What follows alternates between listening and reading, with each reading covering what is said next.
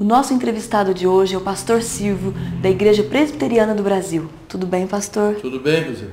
Tudo bem, graças pastor, a Deus. As pessoas querem saber, né? O mundo globalizado tem trazido uma desestrutura nas famílias, na sua visão? Olha, eu creio que o mundo globalizado ele influenciou muito na vida da família, sim. A família, ela também sofreu as consequências dessa globalização. Muita informação, também a questão econômica, que trouxe também como consequência um estresse financeiro na vida da família. Então, e também a questão do consumismo, né, o consumismo que tem sido um vilão na vida da família, e tudo isso também é consequência dessa globalização. A mulher, com a sobrecarga de trabalho em casa e na sua profissão, tem sofrido mais pressões emocionais e espirituais? Roseli, é o seguinte, tudo nós temos que olhar para a questão da palavra de Deus. Deus é o Criador do homem, o Criador da mulher, Deus é o Criador da família, e Deus estabeleceu o seu projeto tanto para o homem como para a mulher. Se você olhar para a palavra de Deus, no Salmo 128, diz assim: bem-aventurado aquele que teme ao Senhor e anda no seu caminho. Do trabalho de tuas mãos comerás, feliz serás e tudo te irá bem. Tua esposa no interior da tua casa será como a videira frutífera, teus filhos como rebentos da oliveira à roda da tua mesa. O salmo continua, mas aqui nós vemos dois princípios aqui. O homem trabalhando, o provedor da casa, e a mulher dentro da casa, no interior da casa. Então a função da mulher no interior da casa, ela não pode abrir mão, é algo que é projeto de Deus para ela. Mas a questão da pressão econômica e a questão do consumismo exagerado, então fez com que a mulher também fosse para o mercado de trabalho. E aí o que acontece?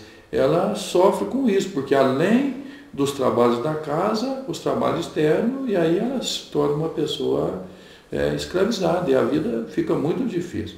O ideal é esse, que a mulher cuide da casa e o marido seja o provedor. Esse é o ideal. Agora, tem a questão da pressão econômica. Talvez as pessoas estejam correndo atrás de grandes coisas, e o ideal seria optar por uma vida de mais simplicidade, buscar simplicidade, e aí começar a viver melhor. Porque de repente se consegue tantas coisas e não tem tempo, nem tem tempo para aproveitar das coisas que se consegue. Enviamos uma enquete e a Dona Maria perguntou como orar. Roseli, o Senhor Jesus ensinou de uma forma muito prática e muito simples como orar. Ele diz assim: tu, porém, quando orar, entra no teu quarto, fecha a porta e assim fala com o Senhor. Então, a única coisa que uma pessoa precisa fazer é recolher-se, sair do movimento, estar no lugar, se aquietar e abrir o coração para Jesus. Tem pessoas que às vezes ficam preocupadas assim: o que eu falo na oração? O que eu faço na oração? Não, você não tem que preocupar com isso. O que você tem que fazer é abrir o coração e falar com Jesus, naquela certeza que Ele está presente e que Ele está ouvindo a sua oração. Não precisa nada além disso. Deus tem um amor muito grande para com as mães, e a melhor coisa que uma mãe pode fazer para o seu filho é orar por ele, entregá-lo constantemente ao Senhor, para que o Senhor cuide dele. Qual a visão da igreja em relação ao jovem e ao adolescente? Olha, a visão da igreja com relação ao jovem e ao adolescente é uma visão muito animadora. A igreja vê o jovem, vê o adolescente como um potencial maravilhoso para servir a Jesus. O que acontece é o seguinte: o adolescente, às vezes ele tem uma dificuldade muito grande de chegar até a igreja, de iniciar, mas ele precisa vencer essa dificuldade e procurar uma igreja que vá agir na vida dele, transformar, ajudá-lo, encaminhá-lo. E aí ele vai descobrir um mundo maravilhoso pela frente, livre das dificuldades do mundo. Ele vai descobrir um mundo muito abençoado para a vida dele. E o jovem, da mesma forma, ele precisa de caminhar na presença do Senhor. O salmista, no Salmo 119, versículo 9, ele diz assim: de que maneira poderá o jovem guardar puro o seu caminho? O mesmo salmista responde: observando segundo a sua palavra. Luciana mandou um e-mail para os Segredos da Mulher quando enviamos a enquete, dizendo que a filha dela, adolescente, não quer ir à igreja. Ela é evangélica, não é da presbiteriana, e o que ela pode fazer para reverter esse quadro?